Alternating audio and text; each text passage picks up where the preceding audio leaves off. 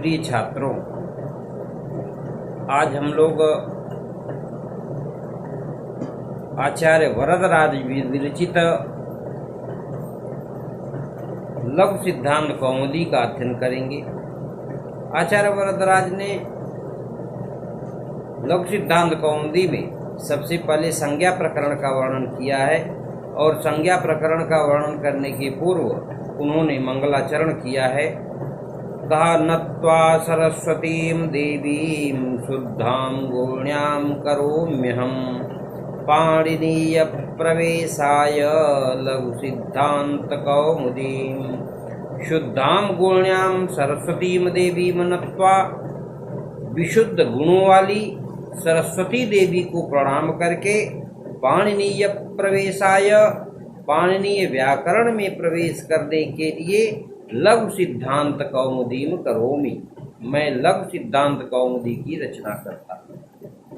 यहाँ पर पाणिनीय प्रवेशाय में चतुर्थी विभक्ति का प्रयोग हुआ है। तादर्थे चतुर्थी वाच्यावार्तिक के आधार पर यहाँ प्रवेशाय में चतुर्थी विभक्ति का प्रयोग हुआ है। इसके बाद इन्होंने माहेश्वर सूत्र लिखा।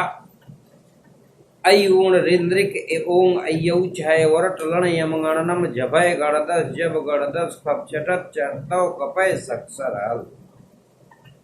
ये कहा इति माहेश्वराणि सूत्राणि, ये माहेश्वर भगवान शिव की कृपा से प्राप्त सूत्र हैं और अण आदि संज्ञाओं की सिद्धि के लिए ये है। इन 14 सूत्रों को माहेश्वर सूत्र कहते हैं। अक्षर समाम्नाय एवं वर्ण समाम्नाय भी इन्हें कहा जाता है। इन्होंने पहला सूत्र दिया एषामन्त्या इतः, एषाम इति, यानी इन माहेश्वर सूत्र के अंतिम वर्ण, जैसे अयुण का ऋकार, ऋन्द्रिक का ककार,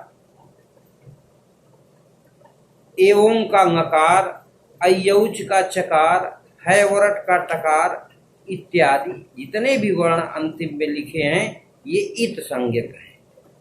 फिर इन्होंने कहा कि हकारादि स्वकार उच्चारणार्थ,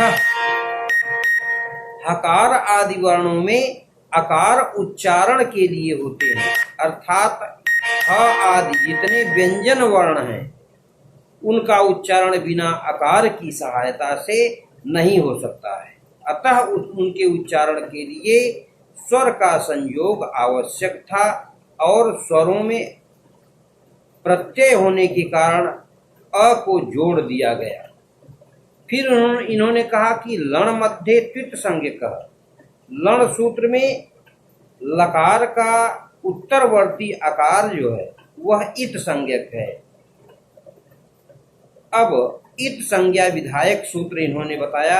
हलंत्यम का उपदेशे अंत्यम हल इत स्यात्, उपदेशः आद्योच्चारणम सूत्रे सुदृष्टम पदम सूत्रांतरादनुवर्तनीयम सर्वत्र। उपदेश में अंतिम हल की इत संज्ञा होती है। पाणिनि, कात्यायन, पतंजलि आदि प्रथम उच्चारण को उपदेश कहते हैं। उनका प्रथम उच्चारण क्या है? कहा कि धातु सूत्र गणोरादि वाक्यलिंगानुशासनः आगम प्रत्ययादेशा उपदेशा प्रकीर्तिता। धातु पाठ, सूत्र पाठ, गण पाठ, उड़ादि पाठ और लिंगानुशासन को उपदेश कहते हैं। इनके अंतिम हल की इत संज्ञा होती है। माहेश्वर सूत्र उदाहरणार्थ प्रथम प्रत्याहार सूत्र अयूण का अंतिम ऋकार जो है इत संज्ञक है। धातु पाठ डुपच पाके, यह धातु पाठ में आया है, अतः डुपचस के अंतिम सकार की इत संज्ञा होगी। गण पाठ के बारे में कहा कि गण पाठ में आने वाले जैसे देवट नदट के अंतिम टकार की इत संज्ञा होती है। प्रत्यय स्वपूनन आदि सूत्रों में विहित नन आदि प्रत्यय के अंतिम नकार की इत संज्ञा होती है। आगम के बारे में इन्होंने कहा कि नरोह कुक टुक आदि सूत्र में कुक और टुक आदि आगमों का अंत्य ककार इत संज्ञक है। आदेश अवंग स्फोटायनस्य सूत्र में अवंग आदि आदेशों का अंत्य नकार इत संज्ञक है। फिर लोप संज्ञा का इन्होंने वर्णन किया। का अदर्शनम लोपः प्रसक्तस्यादर्शनम लोप संज्ञम स्यात्। का उच्चारण से प्राप्त न सुना जाना अर्थात सुनकर अनसुना कर देना ही लोप कहलाता है। जैसे रमाम पद के उच्चारण में म का लोप हो जाता है। तात्पर्य यह है कि श्रोता म को नहीं सुन पाता है। श्रवणाभाव होने के कारण मकार का उच्चारण व्यर्थ हो जाता है और वह केवल रमा पद का उच्चारण करता है। फिर इन्होंने लोप विधायक सूत्र कहा कि तस्य लोपः तस्येतो लोपः स्यात्। अणादयो अणाद्यर्था अर्थात तस्य अर्थात उपदेशे अनुनासिक उपदेशे अजनुनासिक इत हलन्त्यम आदियुटुडवः सह प्रत्ययस्य चुटु तथा लशक तद्धिते आदि सूत्रों में जिनकी इत संज्ञा होती है उसका लोप हो जाता है। जैसे अयुण में ड़कार इत संज्ञक है, इसलिए ड़कार का लोप हो गया। इसके बाद प्रत्याहार संज्ञा विधायक सूत्र इन्होंने लिखा। कहा कि आदिरंतेन सहिता अंतेनेता सहितः आदिर मध्यगानाम स्वस्य च संज्ञा स्यात्। अंत्य इत के सहित आदि वर्ण अपना तथा अपने मध्यवर्ती वर्णों का भी बोध कराता है। जैसे अण प्रत्याहार यह अंतिम इत संज्ञक वर्ण ड़कार के साथ आदिवर्ण आकार के योग से बना है।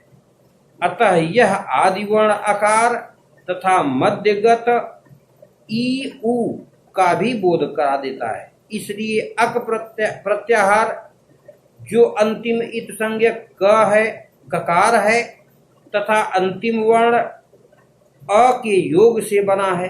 अतः अक प्रत्याहार अपने मध्यवर्ती वर्ण ई उ री लृ का बोधक होगा। इसके मध्यवर्ती ड़कार का ग्रहण नहीं होता, इसलिए इत संज्ञक होने के कारण उसका लोप हो जाता है। ये इन्होंने बताया प्रत्याहार बनाने के सूत्र। और फिर कहा कि इसी प्रकार अच हल अल प्रत्याहार भी अपना मध्यवर्ती वर्णों का बोध कराता है। प्रत्याहार सूत्रों की संख्या कुल 42 है। कुल 42 प्रत्याहार हैं जिनको अगली कक्षा में पढ़ाया जाए।